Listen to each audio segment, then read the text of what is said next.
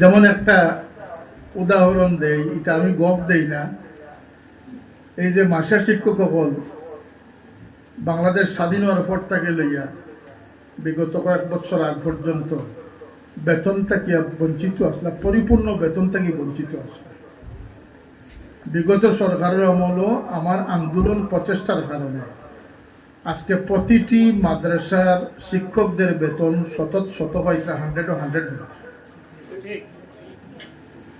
এই যে 4-5 লক্ষ 6 লক্ষ শিক্ষকরা যে দুইটা থেকে উপকৃত, আপনি টা কইতে পারতেন না। প্রত্যেকের 10 জন 8 জন ফ্যামিলিতে আছে।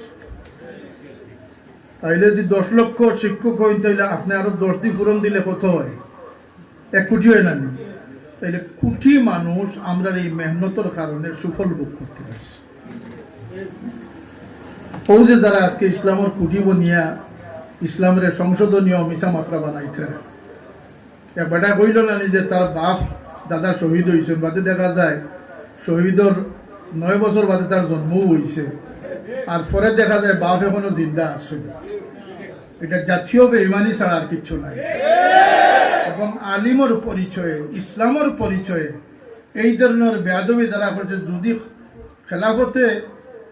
খেলাফত চালু থাকতো তাহলে এরা 100 দুর্রা না 1000 দুর্রা দেওয়া দরকার। আর তুমি পক্ষপাত করবে, আমি মাতিলে কইতে আমি অমুক দলের বিরুদ্ধে মাতি আছি। কিভাবে আল্লাহর কাছে কিয়ামতের দিনকে জবাব দিবে?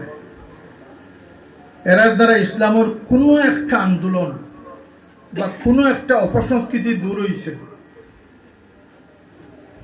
এমন কোন ঘটনা